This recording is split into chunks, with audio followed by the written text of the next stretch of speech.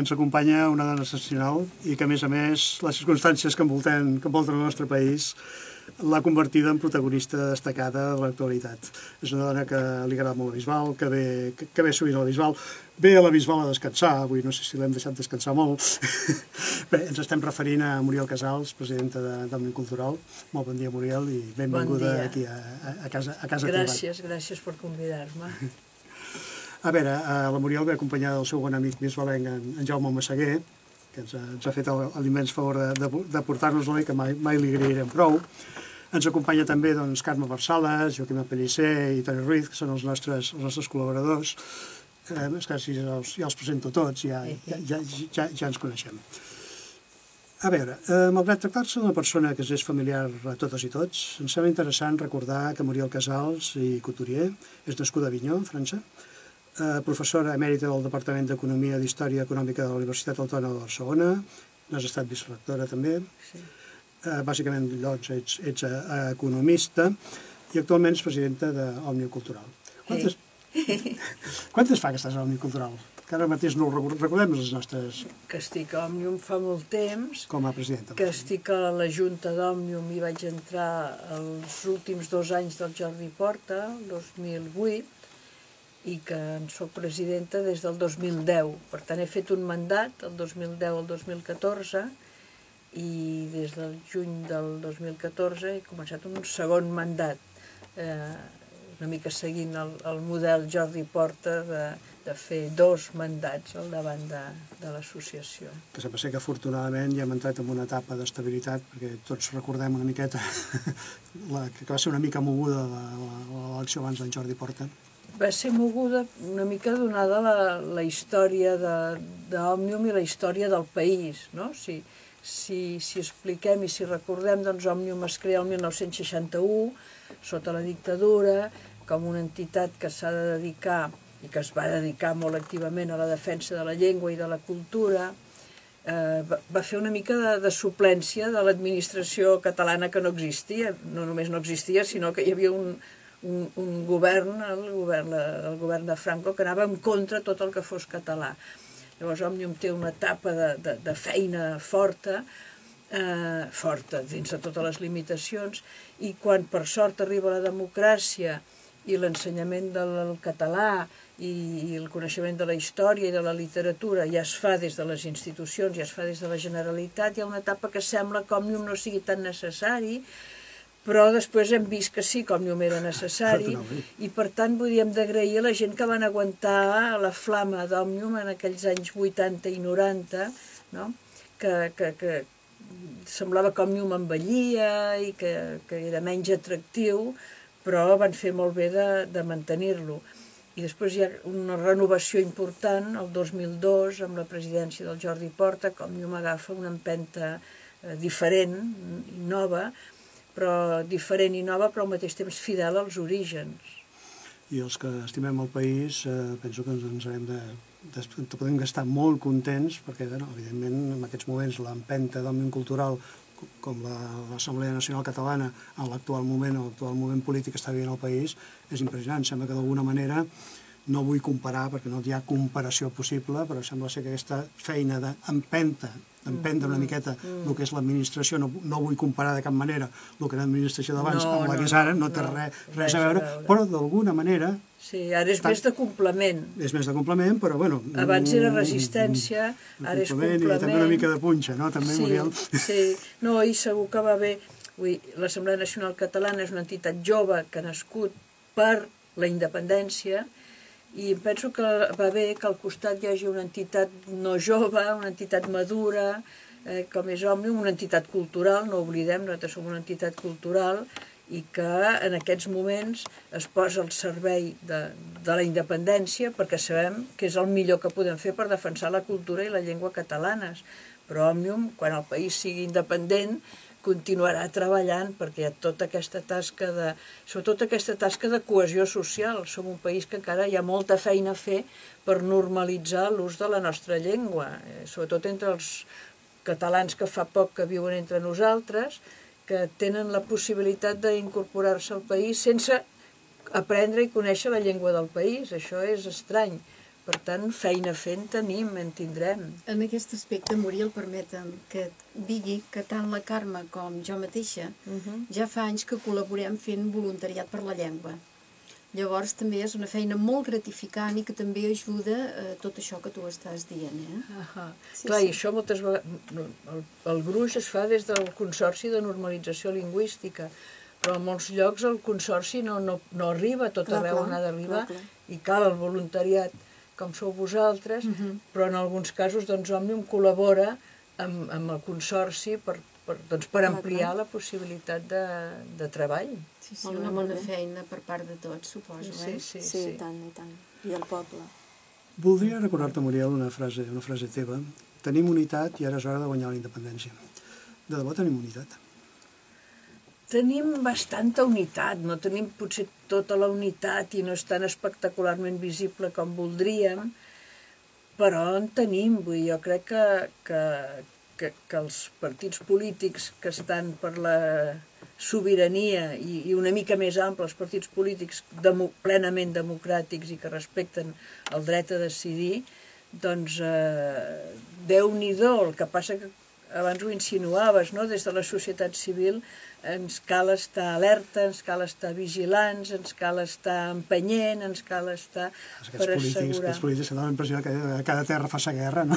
I sembla que cada partit va a la seva vegada. Per això es diuen partits, perquè són parts, no? Cada un representa una part de la societat i rivalitzen i, per tant, jo penso que, bueno, abans ho deies tu, no ens hem de desesperar, sinó que hem de veure, no? I a vegades diuen el vas està mig ple o està mig buit. No sé qui em va explicar. L'important no és si està mig ple o si està mig buit, l'important és si l'estem omplint. Doncs sí, l'estem omplint. És que a vegades això des de la societat civil costa d'entendre. Diguéssim, esclar, 2 milions i escacs de persones al carrer cridant independència, una societat civil absolutament mobilitzada, i a vegades que sembla que perquè un vagi primer, l'altre vagi després, o per veure quines sigles surten endavant, sembla que tot això pugui córrer el risc d'anar-se'n a Norris, que jo no ho crec, suposo que tu tampoc, però molta gent ho pensa i molta gent... Això refreda una mica, no? Això fa patir, a vegades fa patir, perquè nosaltres des del carrer ens importa molt poc quines sigles són les que estaran al davant. El que ens importa és que la cosa es faci. Muriel, jo ara fa poc he acabat de llegir un llibre que segur que tu el coneixeràs, com a mínim segur l'autor és en Josep Fontana, vull dir, el llibre sobre la identitat catalana. Mira, el vaig comprar aquí a la Bisbal. Aquí a la nostra amiga la Neus, la nostra comú amiga. Et volia comentar que, bé, llegint aquest llibre, en Josep Fontana, si una cosa deixa claríssima, és que les èlits catalanes, al llarg de la història, gairebé mai han estat al cantó de la reivindicació popular de la majoria. Es torna a repetir la història, Muriel? Les elits econòmiques, vol dir, no? Perquè si penseu en les elits intel·lectuals, sí. Sí, bueno, les elits intel·lectuals també, segons, també tenen interessos a vegades. Ja, però jo penso que una de les coses bones del moment en el que estem ara és precisament que una part important d'aquesta part més tradicional i més conservadora de la nostra societat, potser hauria de corregir, no més tradicional i més conservadora, no, aquests són molt difícils, però els bastant tradicionals i bastant conservadors s'estan incorporant en aquest procés. I jo penso que això és una garantia d'èxit, vull dir que això no sigui fet només per la força popular, que la força popular és molt important i és la que ha fet progressar la humanitat, però que això, amb aquesta força popular, s'hi sumi una part de la classe mitjana o el gruix de la classe mitjana, això dona força i dona solidesa i garantia d'èxit del nostre procés. I en aquest sentit jo crec que si comparem els anys 30, altre cop, si llegim el llibre del Fontana, no? I altres, però el Fontana, no? Si els intents d'arribar a la independència dels anys 30 es van possiblement frustrar perquè la dreta no ho volia. I ara tenim una part de la dreta que sí que ho vol o que almenys no està tan en contra. Jo penso que estem conjurant aquella cosa terrible, no? de visca Macià, mori Cambó, Però això va ser dolent, perquè el que representa Cambó és necessari per fer el país. Per tant, el Cambó, ara ja no sé qui seria, no? Perquè la circumstància és diferent, però una part del pensament de dretes és necessari per construir aquest país. Probablement en Cambó estaria dins del puente aèrio. Estaria al puente aèrio, probablement. Però, bueno, fixa't que els del puente aèrio estan calladets, no? Ara fa... Bueno, però en fent, Suposem. Tu no llegeixes La Vanguardia mai? Sí que llegeixo La Vanguardia, sí. A veure, jo vaig tenir l'immens plaer de conèixer Muriel Casals ara fa gairebé 2 anys, no? Que vas presentar el llibre a la Ciglantana, el llibre de La fam i l'orgull, La fam i l'orgull, un país que s'ha aixecat. I ja llavors ens vas comentar que a vegades tenies la impressió de que als catalans ens falta una miqueta aquest orgull, aquesta rauja. Ho anem aconseguint, Muriel? Ho anem aconseguint, però ens costa, perquè com que som, jo crec que som una mica masoquistes, no? Perquè si pensem ara, els últims mesos tenim uns èxits o uns actius molt grans exhibits. No diguem el 9 de novembre, que va ser una cosa fantàstica, no? Vam vèncer la por, vam anar junts, no? Malgrat que l'espanyol deia no votareu, van tenir la fotografia que menys haurien desitjat veure, no? Gent anant a votar el dia 9 de novembre, que és el dia que s'havia decidit. I vam anar-hi cridats des de la Generalitat, que això també té una força molt gran, està molt bé anar al carrer, perquè ens cridem des de la societat civil, però anar-hi cridats pel govern de la Generalitat, aquell dia vam ser sobirans, perquè obeíem a la Generalitat i desobeíem a Madrid. I sembla a vegades que ens n'oblidem de l'orgull d'aquest dia. I un altre dia, penso, el dia aquell de, no sé quin, un dissabte al dematí, quasi tots els alcaldes del país, a la Generalitat, no? Al pati de la Generalitat cridant independència als alcaldes. Això són uns actius que tenim i que a vegades posem més el focus en les petites o mitjanes o a vegades grans discrepàncies entre polítics que el que els hem de recordar, escolteu, que ens veu tenir junts, que teniu els alcaldes de tots colors, això hi hauríem de tenir més orgull. Sí. Jo penso que tot això ens fa créixer i que davant el món també ens fa tenir una gran credibilitat, no? Tot això ens va a favor. Sí. És molt important tenir-ho en compte. Sí, perquè a més el món ho veu i ho interpreten a vegades d'una manera més optimista que nosaltres. Possiblement, sí. Ara, el de les eleccions el 27 de setembre, ja hi ha diversos diaris estrangers que diuen els catalans fan passos per votar la independència i nosaltres estem aquí preocupats perquè si votarem a l'A o al B, escolta, és igual, votarem i els que volen la independència i ara la feina que hem de fer d'aquí al setembre és que aquests siguin una majoria esclatant i el que vulgui votar els que no, doncs els votarà, però seran menys, no? Sí, molt bé. Jo és que, bueno, evidentment, quan sapien que venies, m'hi he repassat una miqueta aquella entrevista que vam tenir, que tinc l'àudio, que de tant m'agrada escoltar-la. En aquella entrevista tu vas tenir una frase que gairebé premonitòria, perquè en aquell temps ningú parlava. Jo no recordo almenys que algú parlés de Pablo Iglesias, així en general. Parlo de Pablo Iglesias d'ara, no el d'abans. I tu va fer molta gràcia, vas comentar que a vegades els polítics són com una casta.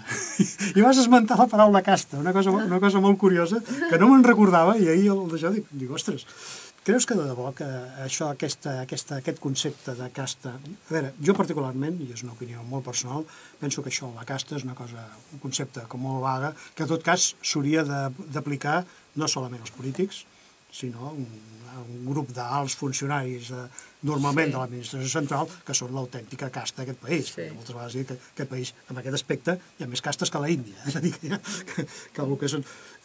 Tu què penses, Muriel, d'aquest tema? No sé,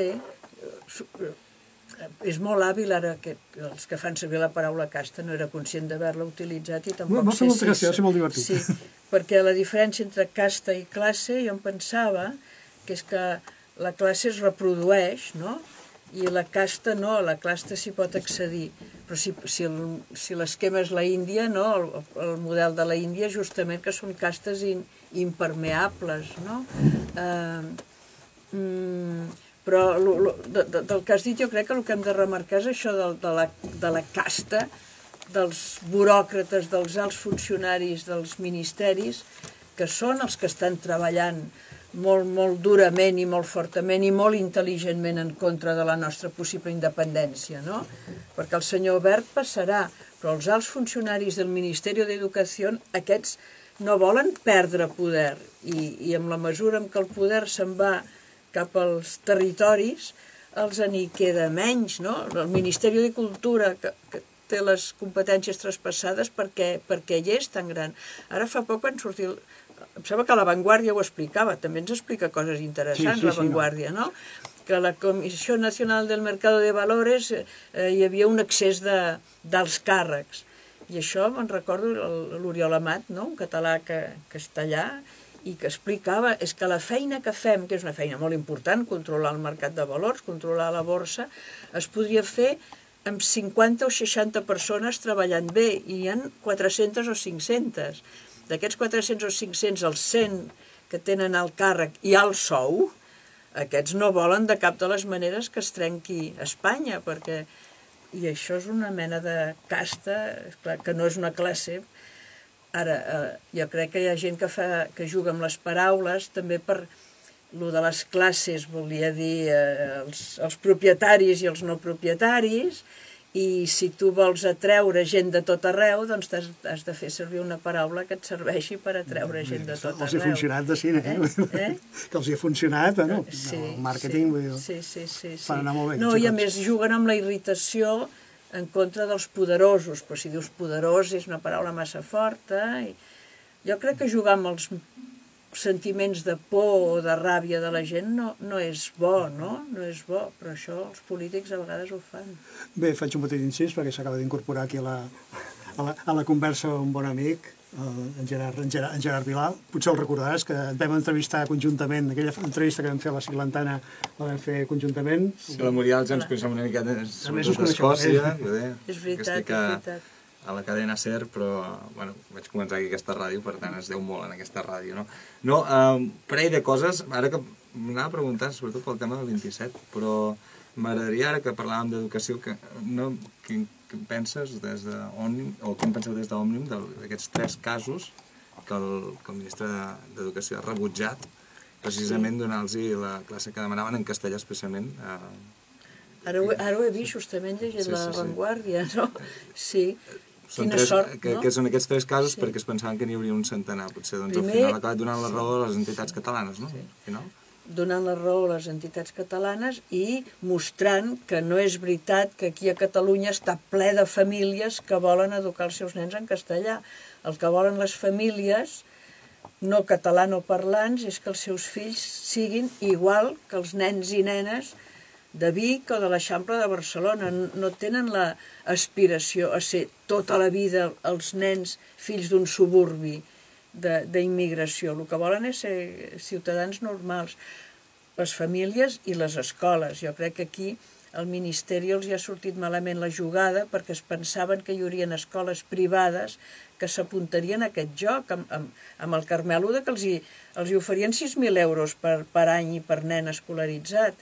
I que aquí hi ha hagut una reacció molt positiva de les escoles. Van començar les escoles cristianes i altres escoles a dir no, nosaltres fem l'escola en català tal com diu el Parlament de Catalunya. O sigui que aquí la conjunció de les famílies i de les escoles ha sigut, per sort, molt més forta que la jugada del Ministeri d'Educació espanyol, sí. I ara, pel que fa al tema de la setmana, aquesta convocatòria d'eleccions pel dia 27, del president de la Generalitat, no sé si ens pot dir la data la va escollir ell, no? Que és qui té la competència. I a més ja veu, això ho van explicar molt, no? Que no ens la va dir a la reunió.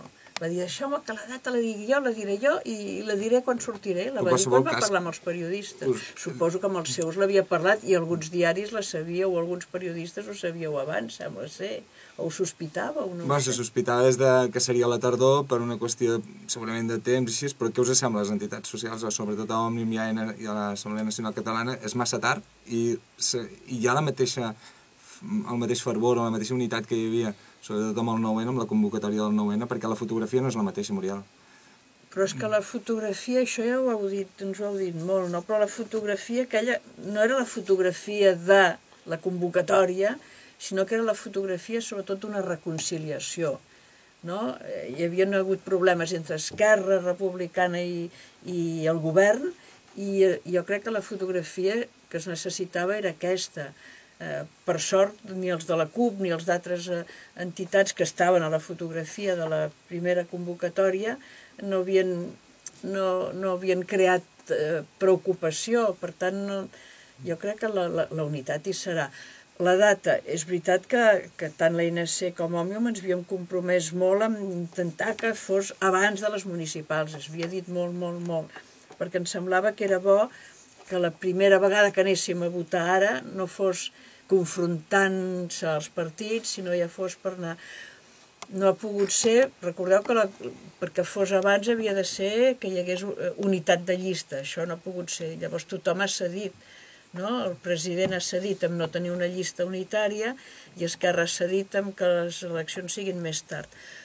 Segons com, això ens dona més temps a treballar, perquè com ens expliquen els que són experts i que es miren les enquestes d'opinió, això es pot guanyar i s'ha de guanyar, però això no està guanyat. Vull dir, encara falten vots per assegurar que el sí a la independència sigui molt majoritari.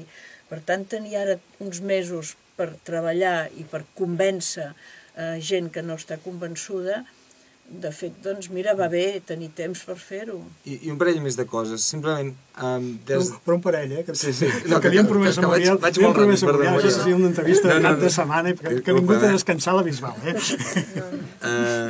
Per Òmnium, i suposo que de retruc també per l'ANC, el president Mas parla d'una majoria absoluta perquè quin resultat hi ha d'haver-hi el dia 27 per Òmnium, per dir que avancem cap a la independència, i quin calendari es fixaria Òmnium per un possible estat independent català, 2016, com es diu? Sí, nosaltres no som estrategues polítics, per tant no ens toca dibuixar calendaris ni donar consells d'aquest tipus. I majoria, doncs jo crec que si anem dient una majoria àmplia, una majoria confortable, hem de ser molts, així no ens enganxem els dits, no? Com que no hi ha cap norma internacional, sí que va haver aquella norma que van demanant els de Kosovo, no? La Unió Europea els hi va dir heu de ser més d'un 60... 60, em sembla, 65, no recordo. I una participació d'un 55, i això està en el cap de molta gent. Però de fet la democràcia diu que la meitat més un guanya, ja has guanyat. Què volem? Ser més que la meitat més un, perquè no pots construir un país amb la meitat menys un a la contra. Per tant, majoria confortable, ja ho deixaria així. I el calendari, hi ha els informes del Consell Assessor, altre cop, això de l'orgull que tu deies, no? Ens oblidem, tenim una feinada molt ben feta per uns experts, que aquests sí que han estudiat els precedents internacionals i les normes, que diuen què s'ha de fer. I el calendari pot ser més curt o més llarg, i es parla d'un primer moment, que si van bé les eleccions del 27 de setembre pot començar, que és no la declaració d'independència, ja som independents, perquè no ho ets l'endemà, però sí una declaració de la voluntat de fer-te independent, i per tant de dir als propis ciutadans, de dir al govern espanyol i de dir a les entitats internacionals de les que Catalunya forma part a través d'Espanya, teníem la intenció de secessionar-nos i de ser un nou estat. I a partir d'aquí es parla d'aquests 18 mesos, que era l'esquema que tenien els escocesos. Clar, hi ha gent que diu, si això es fa de comú acord, segons com es pot escurçar. Però també hi ha gent que diu, si això no es fa de comú acord, cal escurçar-ho, perquè aquest període, que de fet és la primera vegada que es fa, perquè hi ha hagut separacions per guerres, per sort no n'hi ha.